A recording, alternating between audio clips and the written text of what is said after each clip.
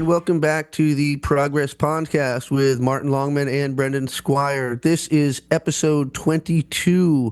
We're joined this episode by our old friend Bill Hangley, who you may remember from some of the earlier episodes.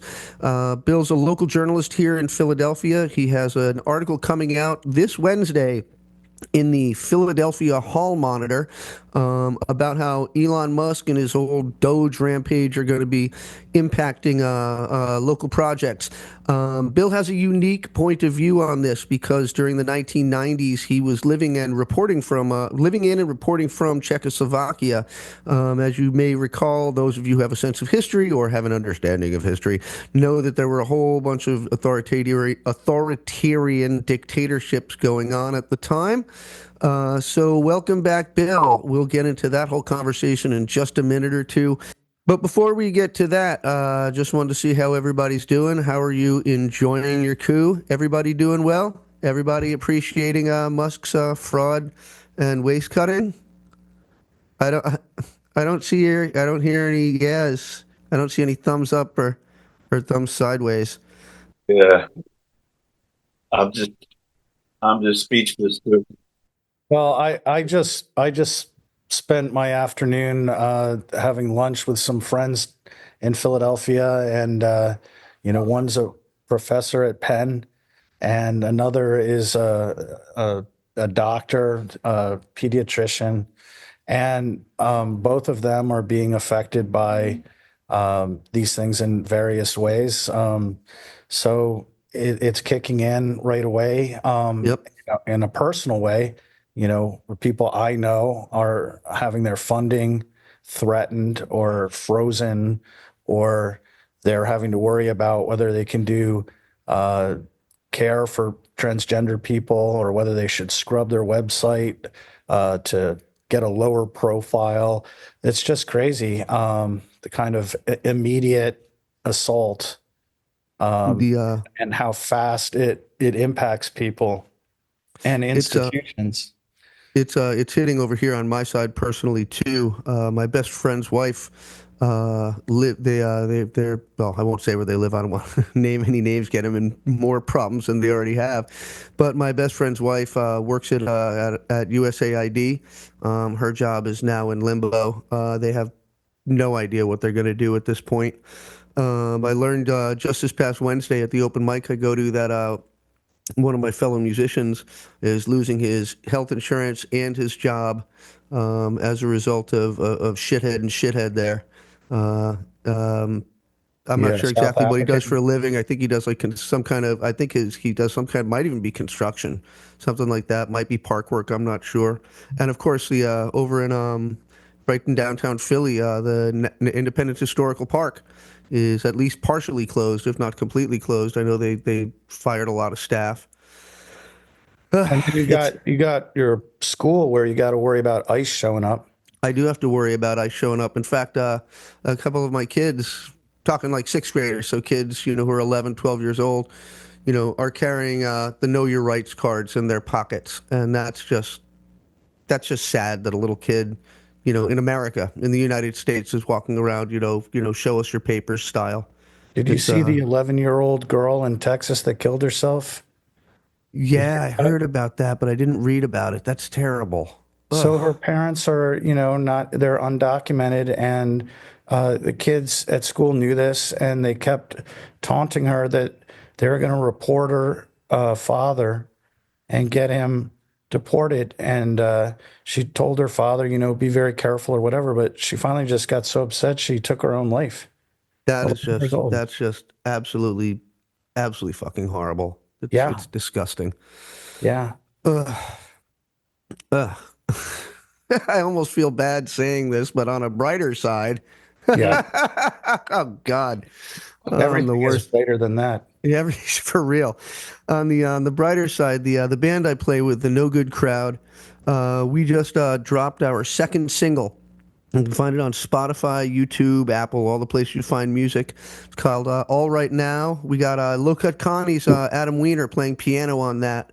And if you're living in Philadelphia, we're playing over at Silk City this Friday, um, February 28th, with a band from Poland called Trupa Trupa.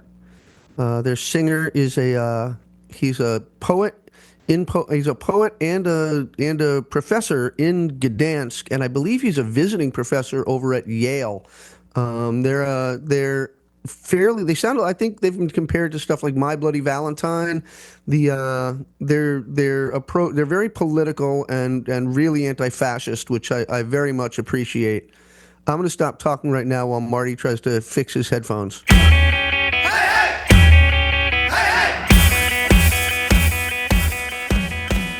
Hi, folks. It's Brendan.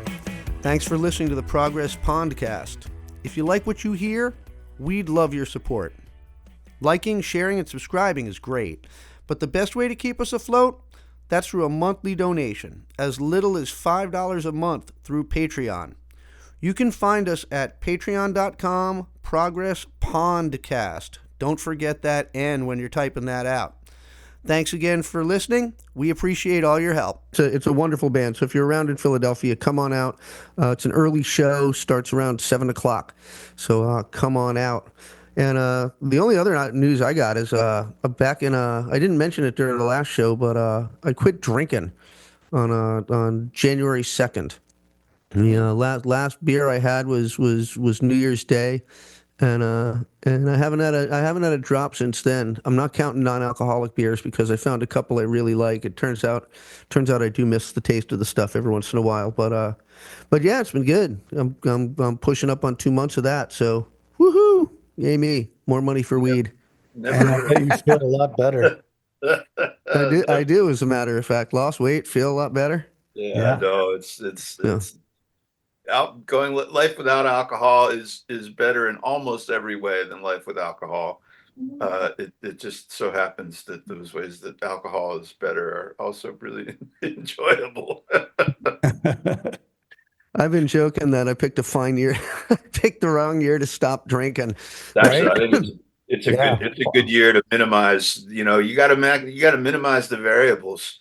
Yeah. And when the external variables are so crazy, the more stable your personal self can be, the easier and the better. So, there's the last time Trump was elected, I did a lot of drinking in the first year, and then I quit for the last 3 years. Yeah. And which was during COVID, and that was a really good time to be sober, and I was really grateful to be sober. These days, I've been enjoying beer liberally in the time that Trump has been president, but it's quite clear that there's no chemical solution to the situation anymore than there is, an immediate solution of any kind to the situation. So, among other things, one of the things that I'm thinking about is what kind of discipline I'm going to need to remain fucking sane, not to mention, useful and out of debt in this period, because it's only going to get more difficult as ugly and miserable as it's been. I think it's pretty clear that it can't do anything but get a shitload worse before it gets better. It's just impossible for it to get better without getting a lot worse. It's like that line in the movie Office Space where he's talking to his psychiatrist or psychologist, and he says, lately every day is worse than the last. And the psychiatrist says, that's really messed up because that means every day is the worst day of your life.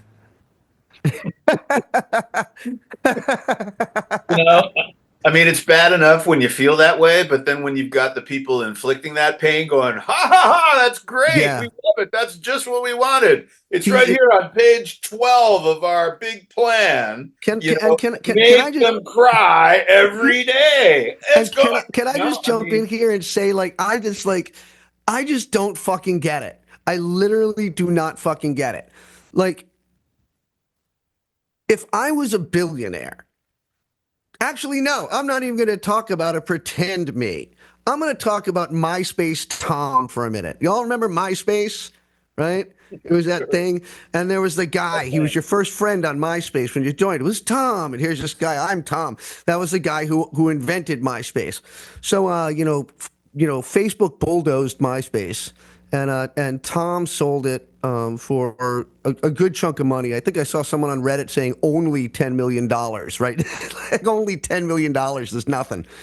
And so I was like, I wonder what happened. You know what happened to Tom? You know what Tom's doing? What's Tom doing? Here's what Tom's doing. Tom is traveling the world. He's painting. He's indulging in one of his loves for photography. He has a beautiful wife. They I think they have a boat that they travel around on, and he's like our age, maybe a little bit older, right? And he's just having the time of his fucking life. He's not involved in politics. He's not concerned about money because he's got more than enough, and he's just having this fucking happy life. And I like look at these people like Elon and Bezos and I mean like Trump, we already know he's fucking damaged, because his father and his whole thing. He's always been a piece of shit. But like I look at these other dudes and I'm like, what the fuck is your problem? What is your major malfunction? If I had that kind of money, all I would do is have fun and I would do nice things for people because it wouldn't touch me. I wouldn't complain about my taxes because just by breathing, just by freaking breathing, my taxes are already paid back. Listen, I mean, if I got as rich, it's ridiculous. if I got rich on an idea like Starbucks, you think I'd be spending all my time trying to figure out how to smash labor unions? No, No. just like ugh, I'd be living large. yeah, I'd be I'd like, be I living want large. everyone to be happy. Yeah, I know. I would be like, I want everyone to be happy. Yeah. Just I don't know. It's fucking ridiculous. Bill, let's stop ranting about shit we can't control a little bit. Tell us a little bit. Tell us a little bit about. Tell us a little bit about the article. Tell us a little bit about living in Eastern Europe. Where do you want to start? The floor is yours, Holmes. Brother, first of all, thanks for giving me the opportunity to share the story and to try to, Get a little you closer know, on your mic, man. what's that? Get a little closer on that mic. Get a little closer on that, Mike, he said. Well, we'll do our best. So the story I'll have in the hall monitor this week is about the implications of Trumpism and Elonism for Philadelphia's parks, right? Which I realize is a extremely narrow and small question and not anywhere close to the most important thing that we need to be worrying about. But But it you can happens to be apply a thing that on a greater scale.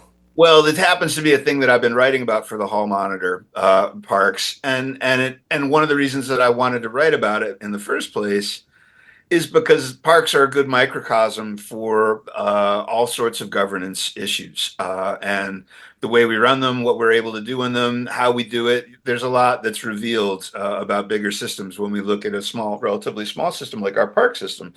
And in the case of Trumpism, my first question was basically, okay, what's going to happen with these various big promised federal grants that have been earmarked for Philly parks? And there's a couple that are out there, including some for the Schuylkill River Trail, some for Eakins Oval at the Art Museum.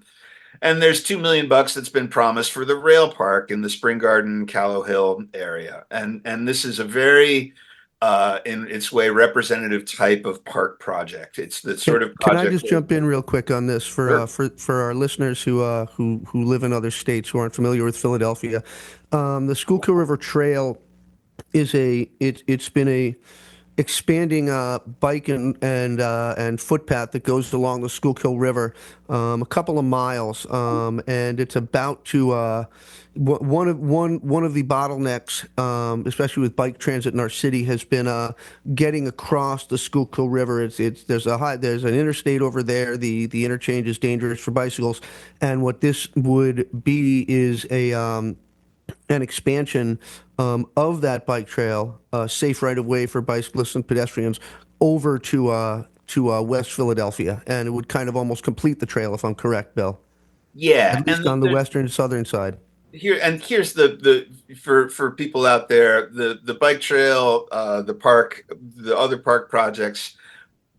What's important about these big projects is that they're big. And the way that whether anytime you see a project in a public space in your area, if it involves major infrastructure, it involves lots and lots of complex permitting and land purchasing and anything big and complicated, there's a very good chance that somewhere in there is some federal money. Federal money is what a lot of systems like our park system rely on to get big things started that cities can't afford on their own. And so when we look at the things that the federal government does in Philadelphia's park system, they frequently tend to be, you'll find the federal government's influence in that way. You'll find millions of dollars to support a big bridge repair over here, millions of dollars to protect watershed over there. There's just lots of places where federal money flows into park systems like ours that makes big projects possible that otherwise wouldn't be possible. And this rail park in Callowhill is one of those prime type projects. It's a restoration of an old railroad trestle, turn it into a neighborhood park. It's half-mile long, very cool, costs a lot of money. And this It's year we were kind of promised a like with couple. the main line thing in Manhattan. Precisely, it's a model Similar, modeled yes. after the High Line. High Line, that's what it's called. Yeah, Yeah, the the High High Line. Line in Yeah. Manhattan. And key to these projects, I should say, is big projects like this tend to draw federal money in part because they're going to spur development and growth in surrounding neighborhoods, or they're going to protect from some major environmental issue. In this case, the High Line that they want this money for is going to help, keep developing what are some formerly industrial neighborhoods. So these are promised federal dollars that promise to serve the city in a way that cities typically rely on federal dollars to do, which is to seed and sustain expensive, complicated projects that have a big payoff at the end. So the reason that I'm interested in looking at this $2 million for this rail park is not just to say what's going to happen to this rail park.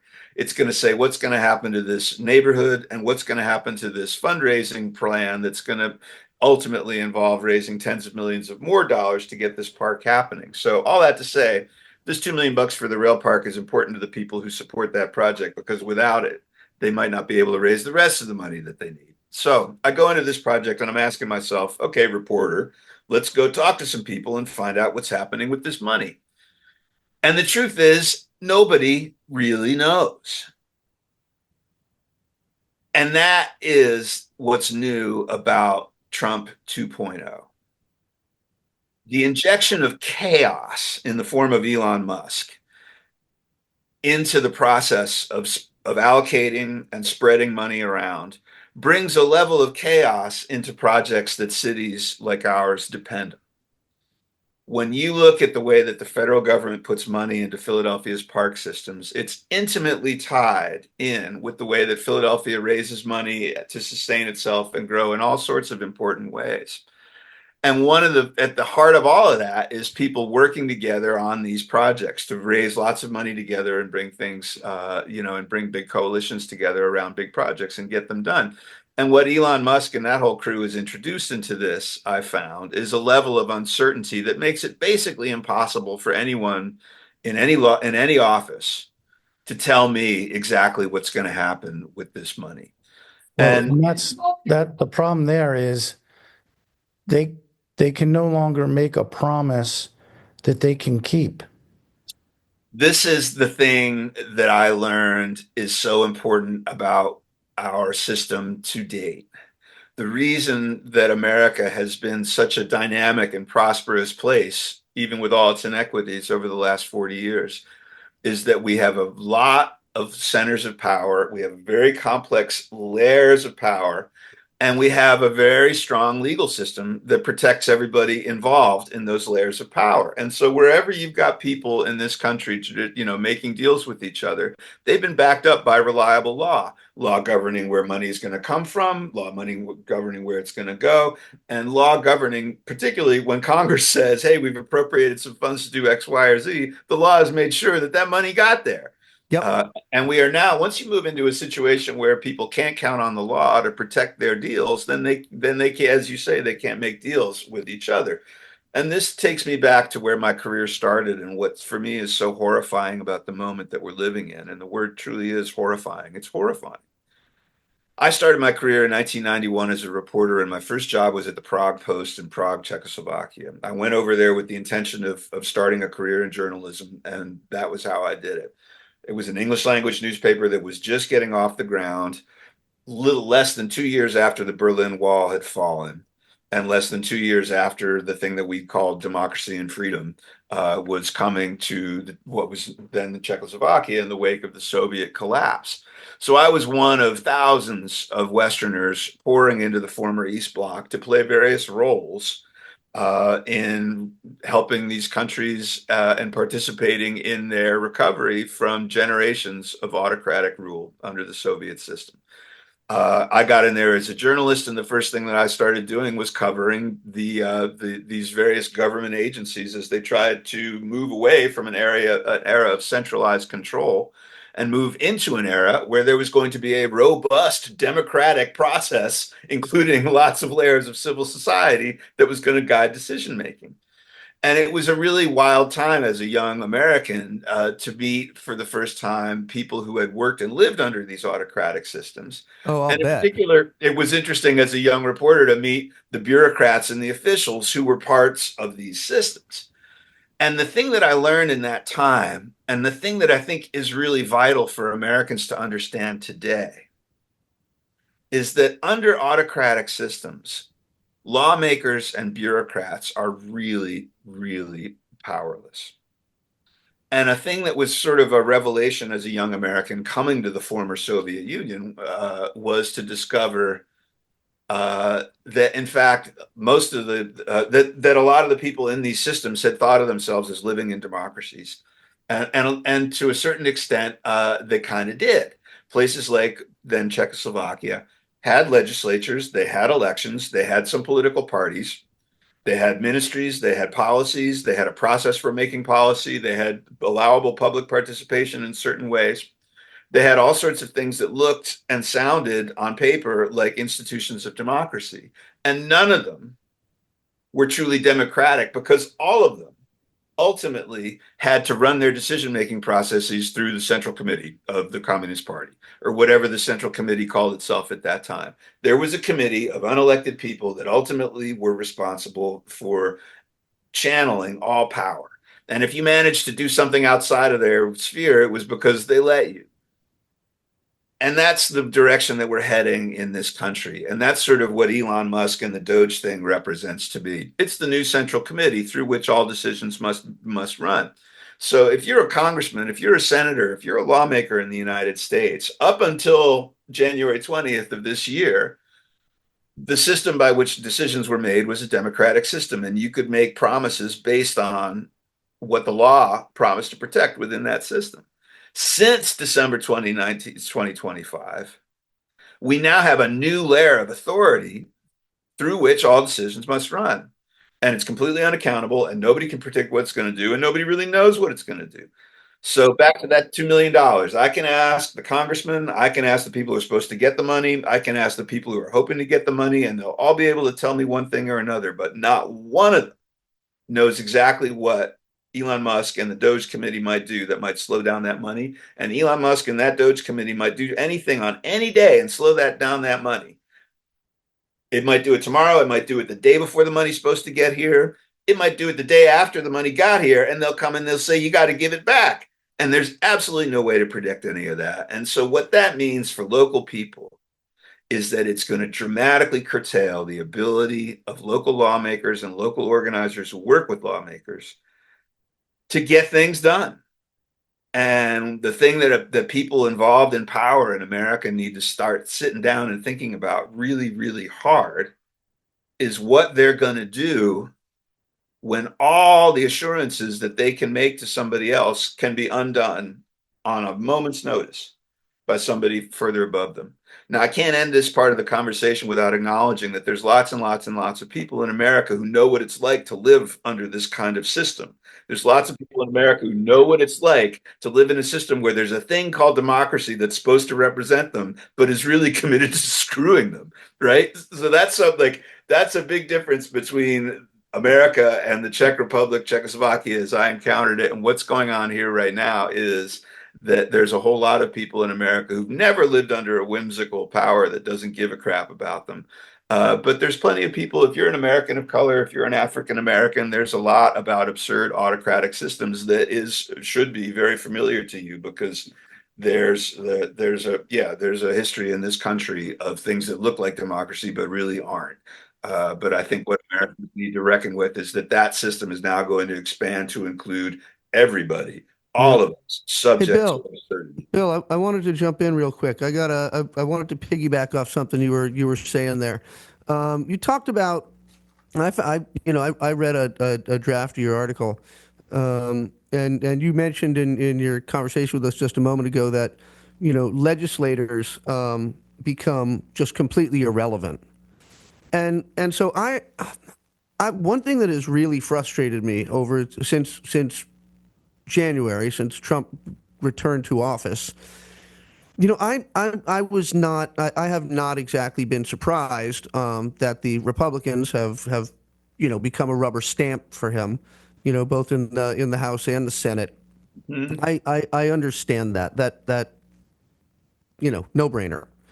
What I don't understand is why, certainly at the Senate leadership level, it seems that the Democrats are in many ways choosing their own irrelevance. I mean, you have people like AOC, who's out there. You have Chris Murphy, who's out there.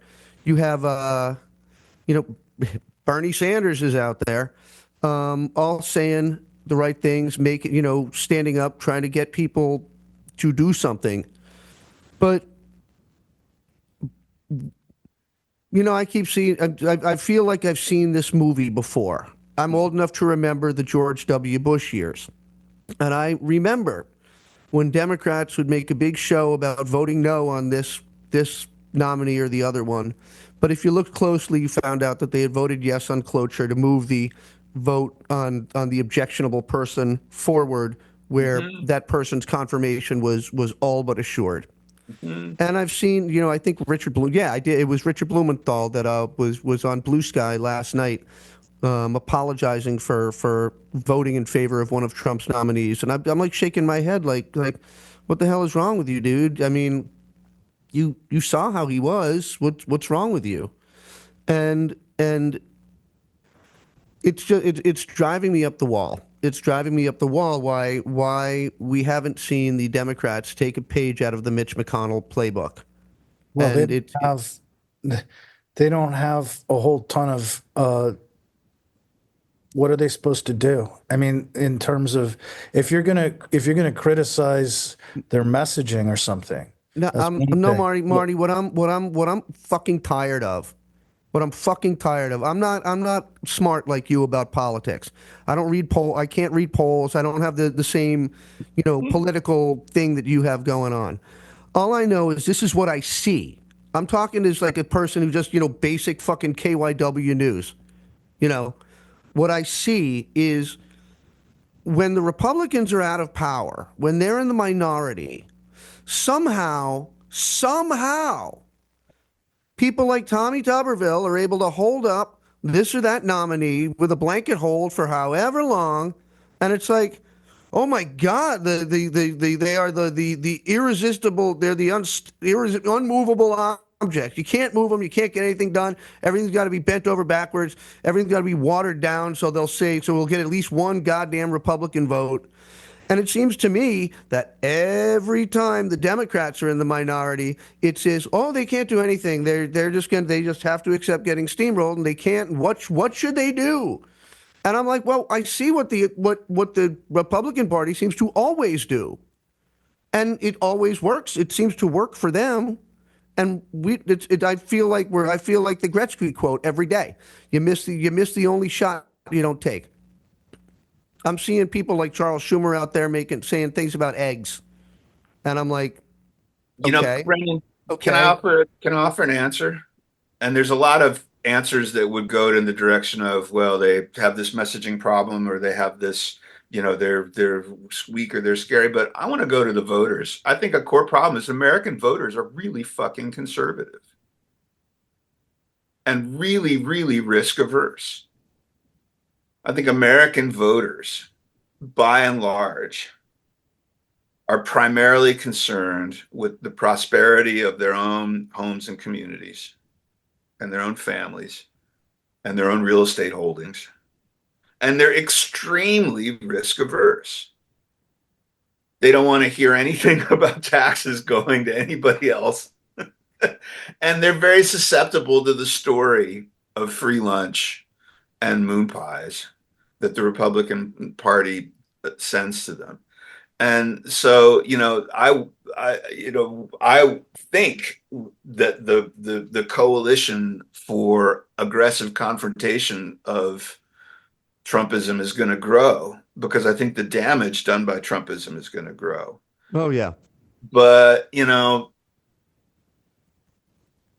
what are I mean, and this wasn't something I was really trying to organize my thoughts around, but since we're on it, in the aftermath of the campaign and of Trump's victory, that was one of my conclusions, was that a core issue here is that the electorate, the people who actually go to the votes, go to the poll and votes, are very small C conservative. They have holdings in land and professions and communities, and they're extremely anxious to make sure that nothing threatens the value of those holdings. And they really don't have a whole lot of interest in seeing beyond that.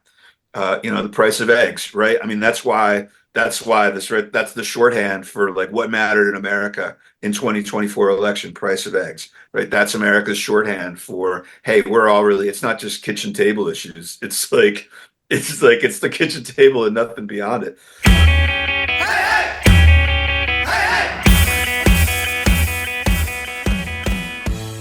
Hey everyone, it's Brendan again. If you're like me, and I know I am, you enjoy getting an honest take on the news. That's why you listen to the Progress Pondcast. I'm not just one of the hosts, though. I'm the guy behind the curtain doing the edits and the cuts and everything else that keeps the podcast going. And I'm asking for your support on Patreon. For as little as $5 a month, you won't just help us grow our audience. You'll help update and maintain our equipment. Stuff like hard drives, microphones, and more. You can find us at patreon.com/ProgressPondcast. Don't forget that N when you search for us. Thanks again for all your support.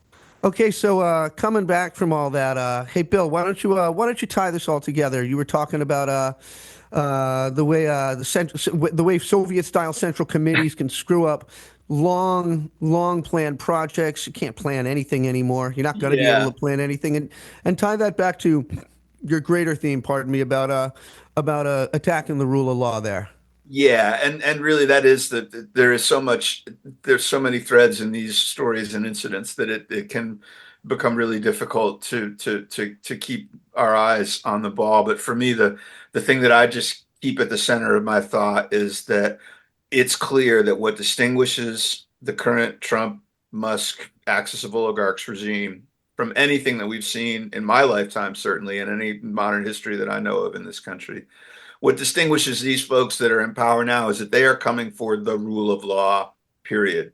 They're not prioritizing certain policies. They're not prioritizing even a certain kind of approach. They're prioritizing capturing and forcing into submission every institution of the rule of law that they can find.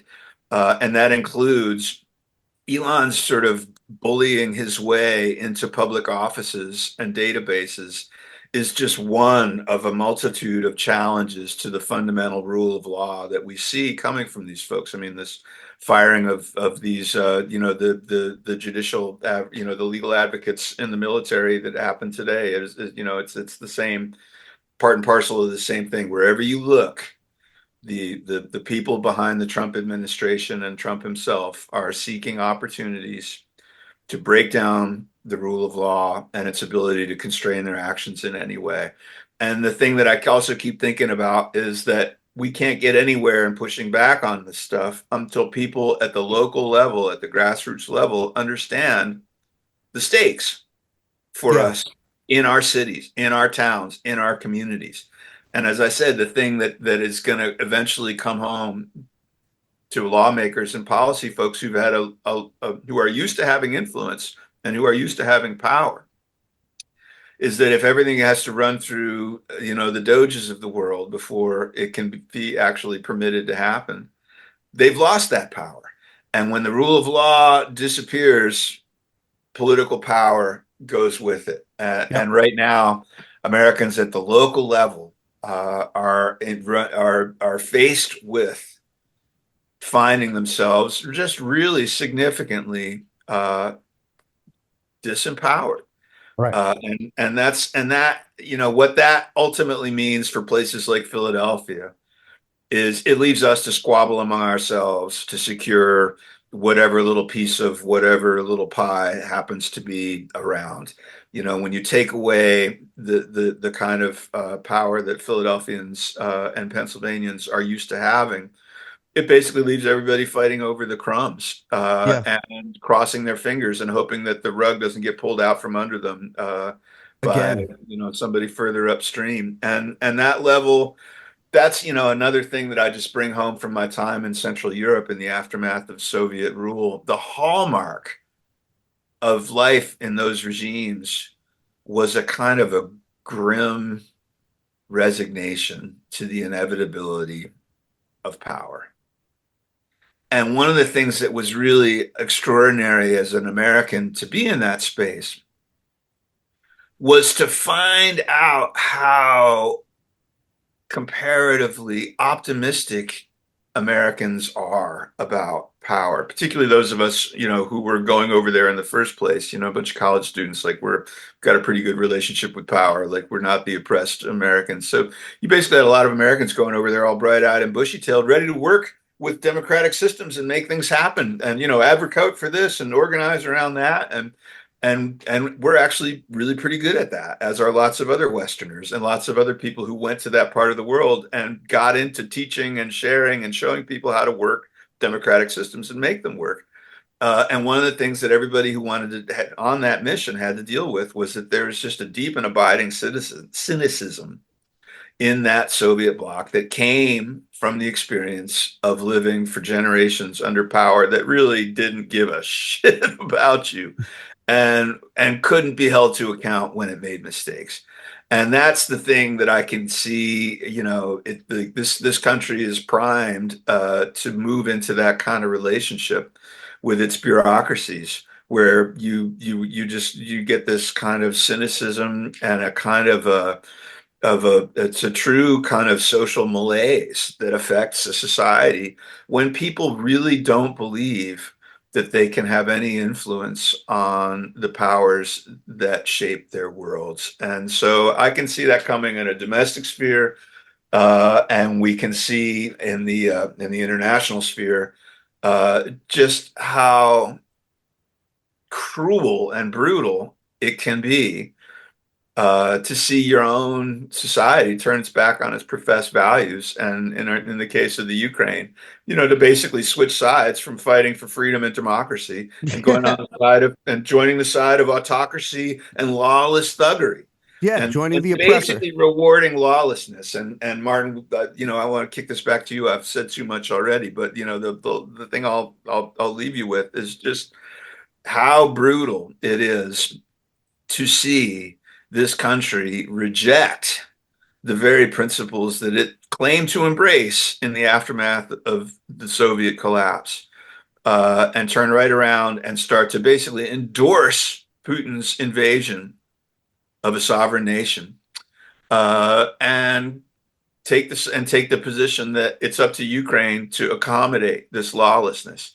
And I guess that's the main thing. If they'll force the Ukrainians to accommodate lawlessness, then they're going to force you and me to accommodate lawlessness. If they're not doing it already, they will. Yep. Yep. Well, and it's like so far we've been talking about lessons from the late 80s and the early 90s of going into recently liberated former communist socialist republics and seeing how they had been traumatized and seeing their dysfunction, even, moving forward. And we can see that happening here now, and that's the importance of your article. And I hope everybody gets a chance to read it. There's a Where terrible, terrible spiral of cynicism that comes from the abuse of public systems. We've Oh seen yeah. it. You can see it at local levels and systems that we already have, like public schools that don't work very well and get starved and work worse and get. Ding ding ding ding ding. I know that. Yeah, and I so know that, now man. I mean, this is the path. How do you get to the place where you can privatize Social Security and Elon Musk gets to keep half of the money? Well, let Elon Musk keep sabotaging Social Security so that it gets even worse. And people say, Yep. oh, okay, well, I'll join like Elon Care, and he'll offer some crappy product and it'll be just as crappy, but he'll get half the money. I mean, but yeah, pardon. Pardon me, Martin, I In interrupted some you ways, about the thing with as bad as abroad. what we've been talking about, what's more serious is it's not just the domestic stuff. It's not just people losing their Medicaid, as serious as that is, or their grants. It's also what you were just discussing in Ukraine. Um, and, I've been writing about this for 10 years, honestly, about the Trump uh, movement and their affinity with Putin, and then Putin's promotion of right-wing parties, anti-democratic, neo-Nazi type parties in Europe. And when I first started discussing this way back in 2015, it was coming up, and mainly because Trump was saying nice things about Putin, like people would ask him, "Don't you think it's bad that he throws journalists off buildings?" And they were like, "Well, we do stuff that's just as bad." And people were like, Yep. "Whoa, like I'm why is I'm this on guy saying I'm these nice honestly things?" surprised people are. You did an article a couple of days ago on the blog. The world is now realizing Trump loves Putin, and it's like, where have I you mean, dude, been? I figured that out in Where you 2015. been? I mean, Yeah, like, I when figured that out a long time ago, man. It's when just the like, Republican Party switched its position on Ukraine before the convention, right after he'd hired Paul Manafort to run his campaign, it was Yeah, crystal clear it was, where this yeah, was all going. it was right. obvious. It was, and it's like, And I what? wrote these stories, Brendan, and in that story you're referring to, I listed, I think, like 6, 7 articles Yeah, spanning a decade. And yes, at various times I said, look, here's the evidence of this relationship. People would focus on the P tape and what was it that Putin had over him. But now I think we're really starting to see that it's not necessary for him to have blackmail over Trump, although he probably does have sure. stuff, well, not Like, necessarily P-tape, but you wouldn't other. need a blackmail to get a 40-year-old to eat a Pop Tart. I Yeah, mean, it's right. like But Putin what they has have in money. common, is a belief in the supremacy of a white Christian culture.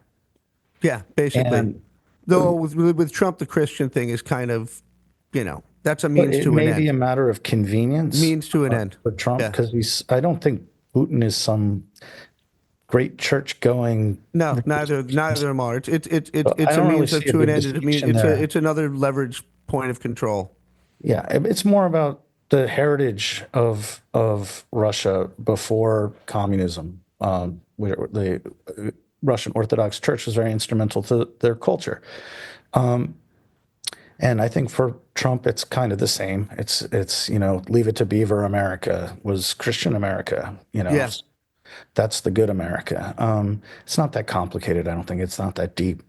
But what it is we don't want darker foreigners in our countries. We don't want them in Europe. We don't want people of different religions. Of course, there's the conservative strain of social conservatism around human sexuality, whether that's homosexuality, transgender, marriage roles, women in the workplace, all that stuff. All right, it's all of a piece, but it is white nationalist supremacy in trying to put that into policy. And that is something that Russia under Putin and Trump have a natural affinity for. For Putin, though, he's been using these themes to weaken Europe, to weaken the mainstream parties in Europe, and thereby weaken NATO and weaken the European Union. And that's part of a national security strategy as well as an ideological battle. absolutely. And supporting Trump is exactly of a piece of supporting the uh, Alternative for Democracy Party in Germany, or the neo-Nazi party, Freedom Party in Austria, or Marine Le Pen's party in France, or Brexit in the UK. These are all ways of weakening the West and dividing the West and building it around themes that are in some ways legitimate, like mass immigration into Europe from Turkey and Syria and things are controversial and not loved by everybody and comes with certain problems.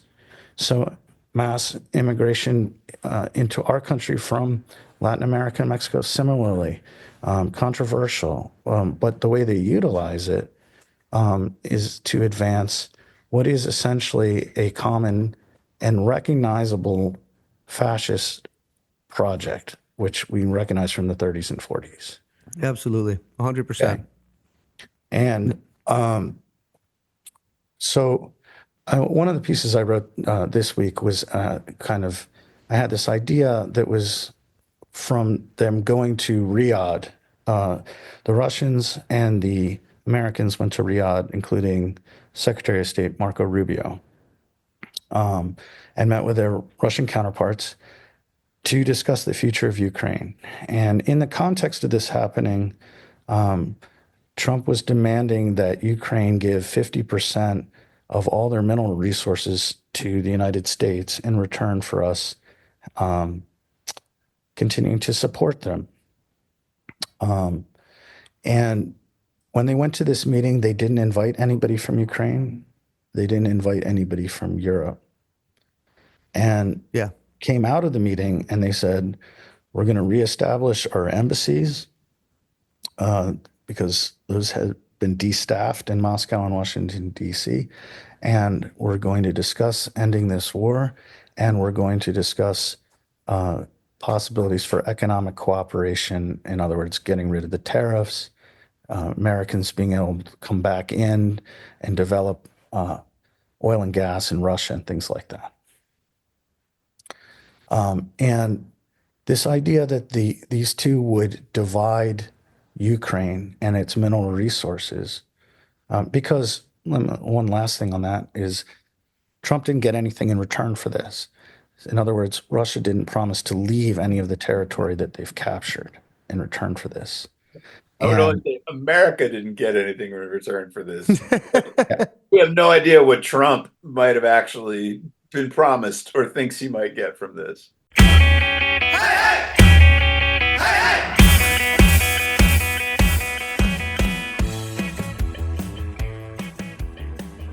Well, yes, and that gets to something because what it reminded me of was when the Soviet Union and Nazi Germany divided Poland. And if you don't know this history, it's kind of interesting because the literally 2 weeks before World War I started, and it started when Russia in 1939 invaded Poland. And 2 weeks before that, the Germans and the Soviets were running around trying to negotiate a non-aggression pact, which we now call the Molotov-Ribbentrop Pact or the Soviet-Nazi Pact or whatever you want to call it. But that's what history knows it as. And they hammered out a deal where they would, I would forget what it was, 20, 25 years, they would promise they would not attack each other. And once that deal was signed, they announced it to the world, and it was kind of shocking because the one thing you knew about Nazis is they hated communists. And Hitler was always talking about communism and his theory that Jews were behind communism and all that. And the communists hated the Germans. And so for them to make common cause was shocking to the United States, to Britain, to France. It was a big development. And behind the scenes, though, there was a secret protocol. And the world did not learn about the secret protocol until 1945, when the United States overran parts of Germany and seized a bunch of boxes from the German Foreign Office that were hidden in these chateaus up in the Harz Mountains, where they thought no one would find them. And they had sent a message out to the guy in charge in these Harz Mountains and said, destroy everything. And he didn't like the Nazis. He didn't like how the war had gone. And so he burned a bunch of newspapers to make the Nazi people that were around there think that he had destroyed them. But he didn't. When the Americans showed up, he said, here's all of the diplomatic cables that were sent, and they're all stored in boxes. And so they went through that, and when they went through it, they found the secret protocol, and that said that the Soviets knew that the Germans were about to invade Poland, and the Germans offered them half of Poland, and they said, "Okay, we'll make that deal." And so when the Germans invaded Poland, they didn't take over all of it. They let the Soviets take over half of it, and they split it for 2 years until Hitler thought that the Allies, the French and the British, were on their knees, and then he went and double-crossed Stalin and invaded Russia. And I feel like we're looking at a situation here where Trump is making a deal to split Ukraine, and he's making a deal with the devil, and he's thinking, I can trust this guy. I can trust Putin. And that's what Stalin thought about Hitler, and he was wrong. And but for now, people don't want to accept it, but they are allied. Russia's Putin and Trump's America are allied against the the democracies of the West. And did you read this piece, Brendan? I absolutely did. Yep. So this is from 2 weeks before the war started, and it's a cable that the German foreign minister, Ribbentrop, sent to his ambassador in Moscow, and he said, I want you to take these talking points to the Russian foreign minister, Molotov, and you're going to use these to convince him to make a non-aggression pact with us. And so point number 5 in the talking points was, the Reich government and the Soviet government must, judging from all experience, count it as certain that the capitalistic Western democracies are the unforgiving enemies of both National Socialist Germany and the USSR. They are today trying again, by the conclusion of a military alliance, to drive the USSR into a war against Germany. In 1914, this policy had disastrous results for Russia. It is in the compelling interest of both countries to avoid for all future time the destruction of Germany and of the USSR, which would profit only the Western democracies. All right? Yep. So despite their incredible ideological differences about communism and Nazism, they saw a common threat in these open democratic societies. They both shared totalitarian systems, the kind of systems that suffer from all the problems that Bill's been talking about. Yep. Okay, where you can't get anything done without some Comintern or some high official, arbitrary people having the final say so.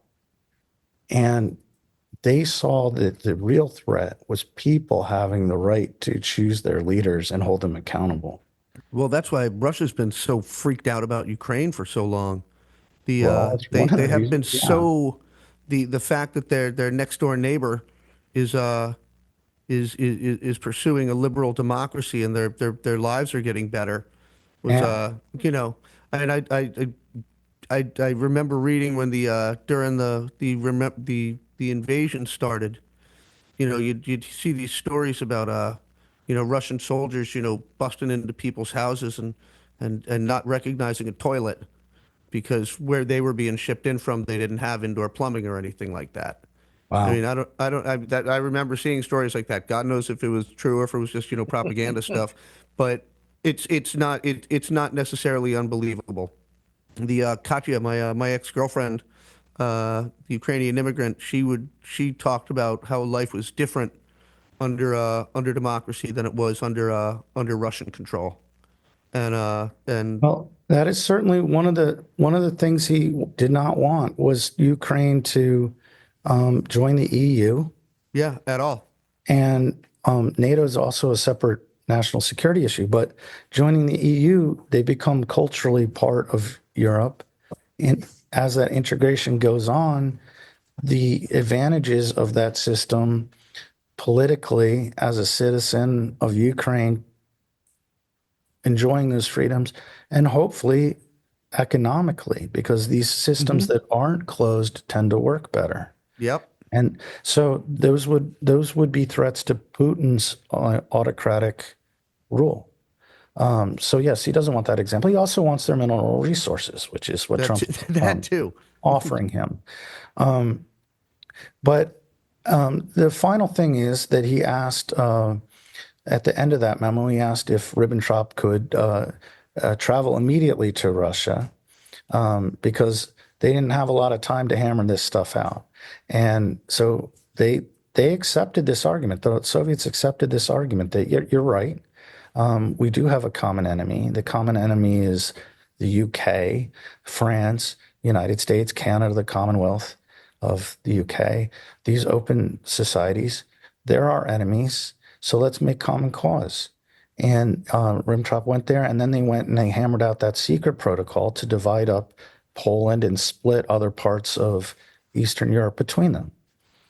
And that is very similar to what we're seeing, what we saw in Riyadh, where there's an agreement that everyone kind of sees, right? And then there's undoubtedly a secret agreement that we're not seeing, that Yep. maybe someone down the line will see if they overrun some server that's keeping all the documents, right?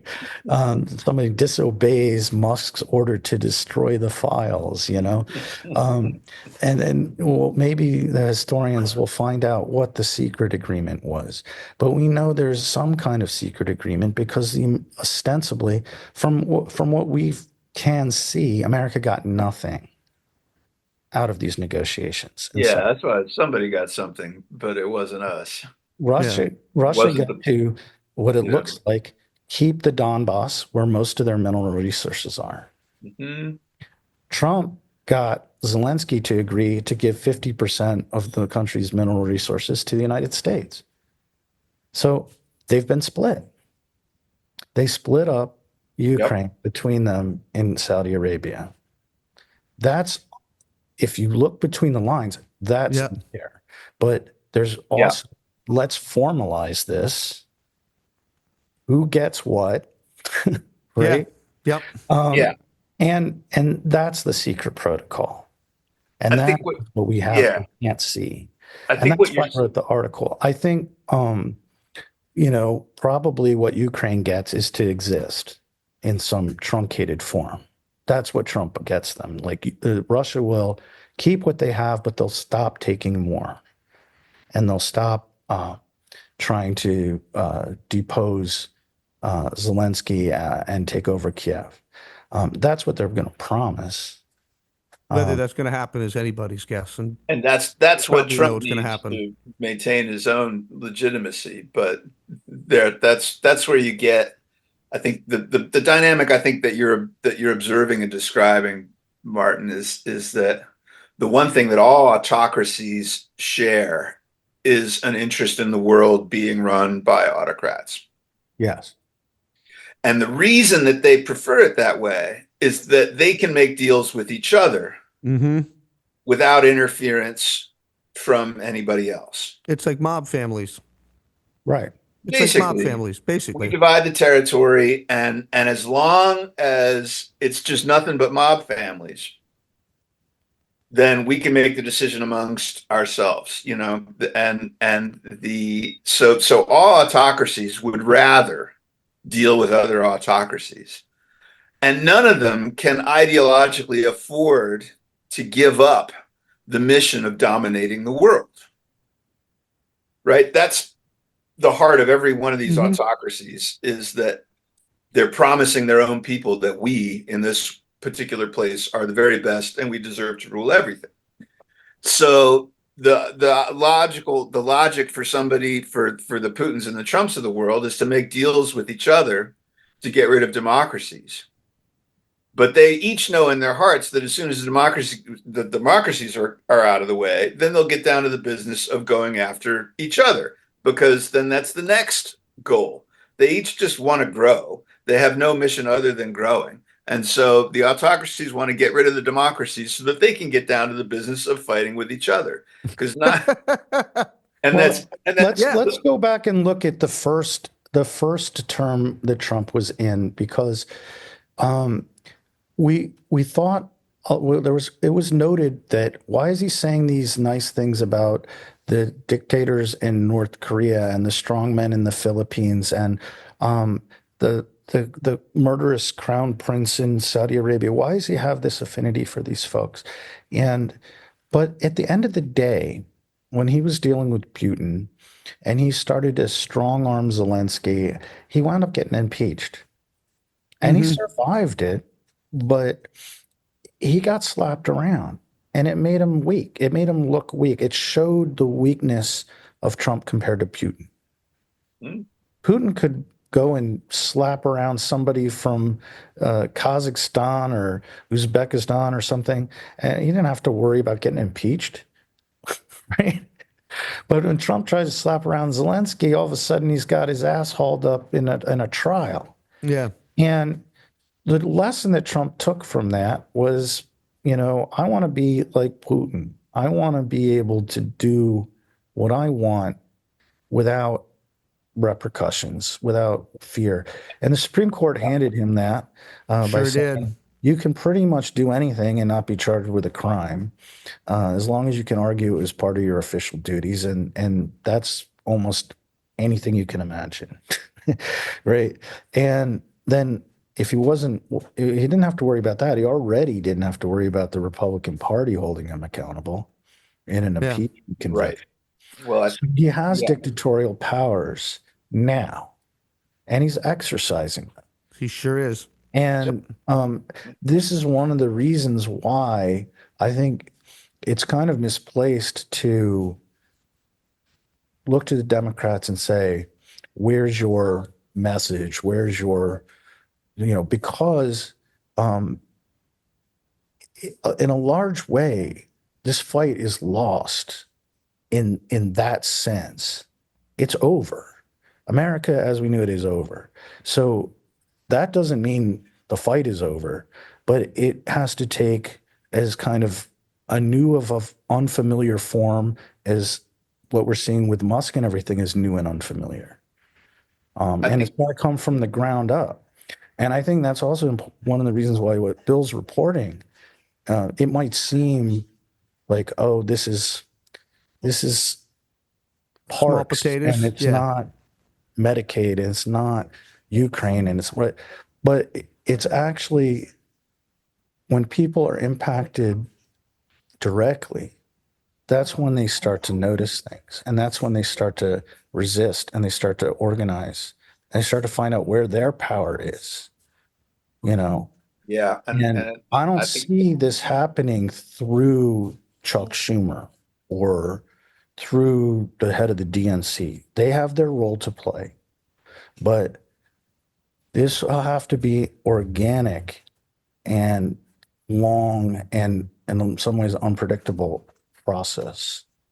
Yeah. You were talking earlier, about sort of Trump and what Trump saw and how Trump reacted. And Trump reacted to getting his wings clipped by the parliamentary democratic system by honing his attack onto the democratic system itself.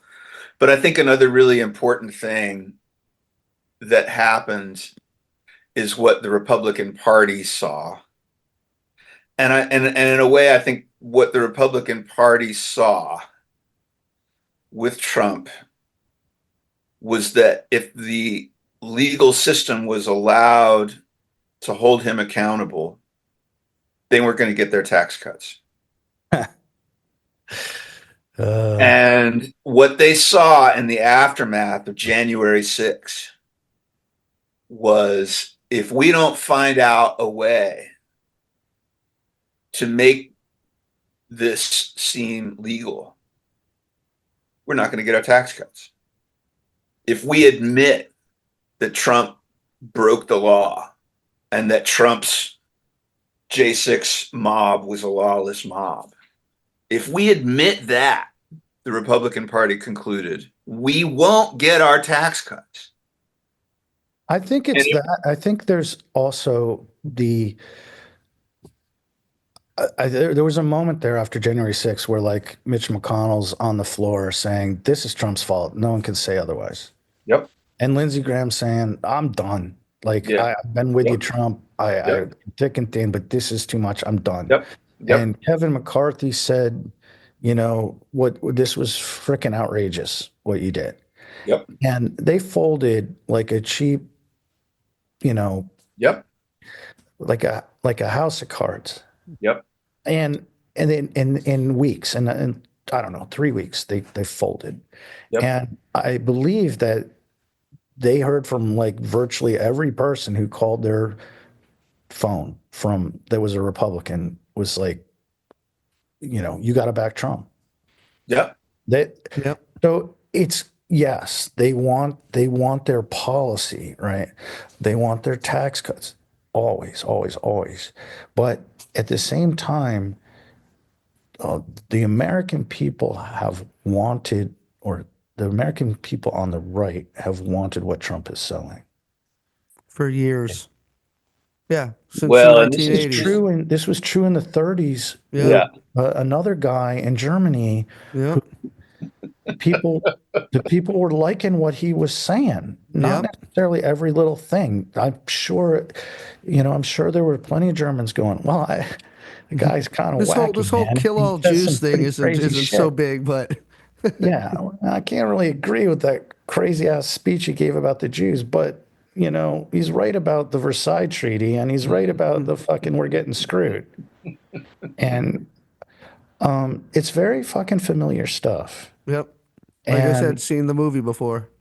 you know, you call it a cult, well, call it what you want. You know, it's a political movement is what it is.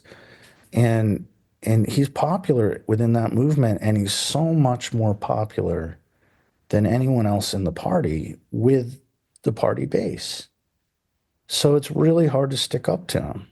That's kind of what I meant by they look at, if you oppose Trump, you either have your choice. If you're a Republican and you want Republican things to happen at a policy or cultural level, your Yeah. choices are Trump or the law.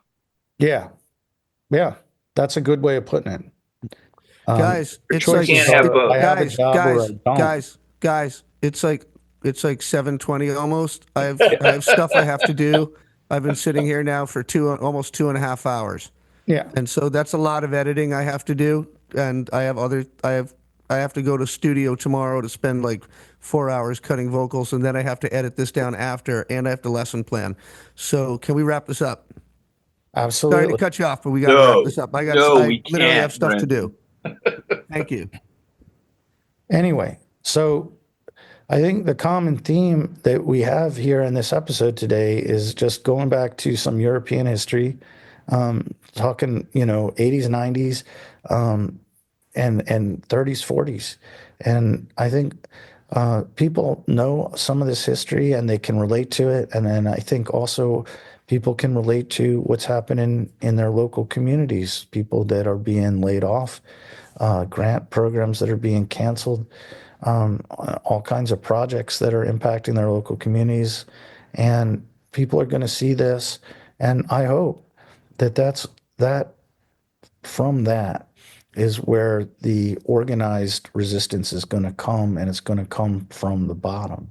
And I think, Bill, the kind of reporting that you're doing is going to be really instrumental in that, because people need to see these things from their, as close you can get to them in their lives, you know, Yeah, I think part of what I'm trying to see forward and help people see coming is where the pain of this is going to be felt at a local level, because a lot of stuff seems like theater and it seems very distant. But I think a very key sort of node of pain that's on its way, it's already here, is that lawmakers and organizers who work with lawmakers and advocates and philanthropists and people, all the people who work with lawmakers are calling these lawmakers and asking them, what about X?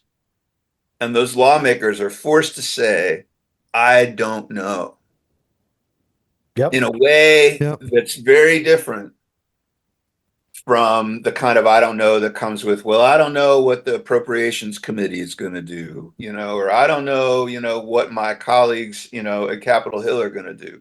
Like those are unknowns that are part of a process, but they're also knowable unknowns, right? There's a process, like Yep. there's a set of unknowns that we're used to in the political process that are built around the law. And when you insert this new level of chaos into the decision-making process and this new layer of whim, you basically, yeah, you rob people's ability to make decisions with knowledge. And so, yeah, a lot of Americans are calling their congresspeople in their offices right now, what's going to happen to my Social Security? What's going to happen to my X? What's going to happen to my Y? And those people who are used to being able to say, I know, have to now say, I don't know.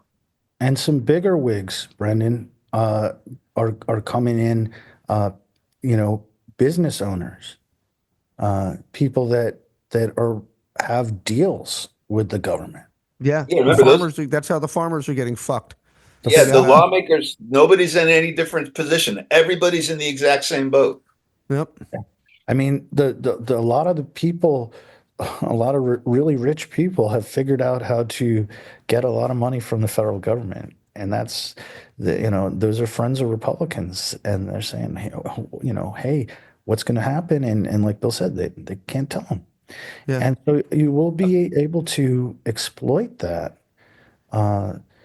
People that considered themselves Republicans, we've gone through this before, right? The Eisenhower Republicans kind of went over to the Democrats during the Bush years, including the Yep. actual Eisenhower like children, right?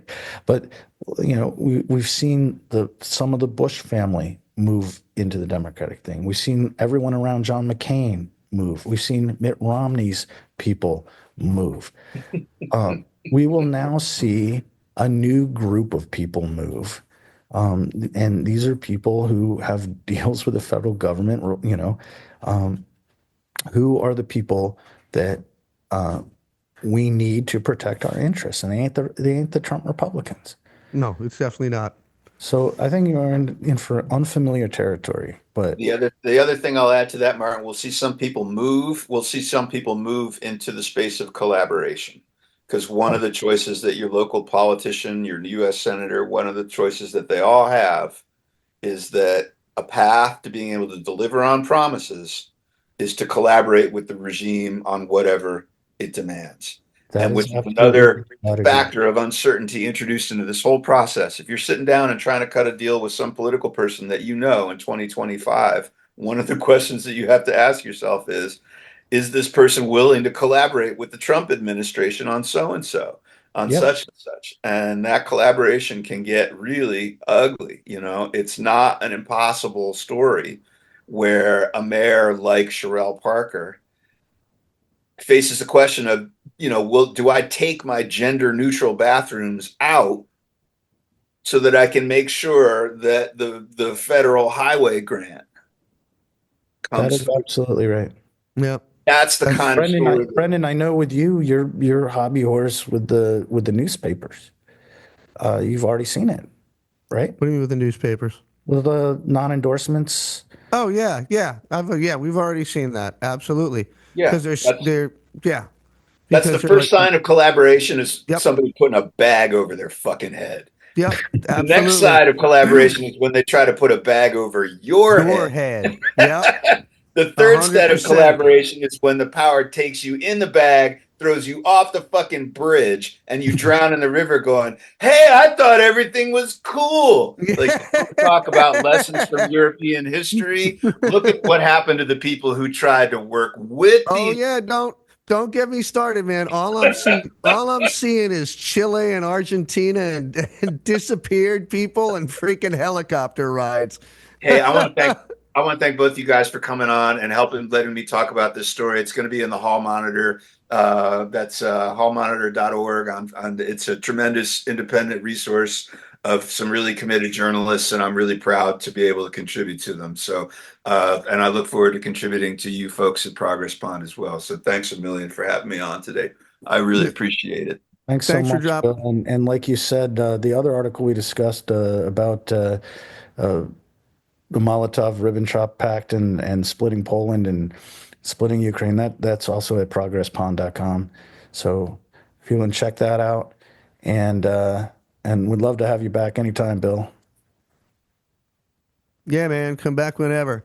Yeah, Okay, no, I appreciate it, man. Everything, every little bit of truth helps. Have a great day, guys. have All a right. great one, Thanks, man. Bill. This has been episode 22 of the Progress Pondcast with Martin Longman, Brendan Skwire, and an already hung up the Zoom call, Bill Hangley. We will see you next time. Please support us on Patreon. Obviously, look us up on Spotify, YouTube. You can find us on YouTube now. That's new. We're over at YouTube and all the other places you can get your podcasts. You know about the Patreon because you have the Patreon breaks in the middle of our show.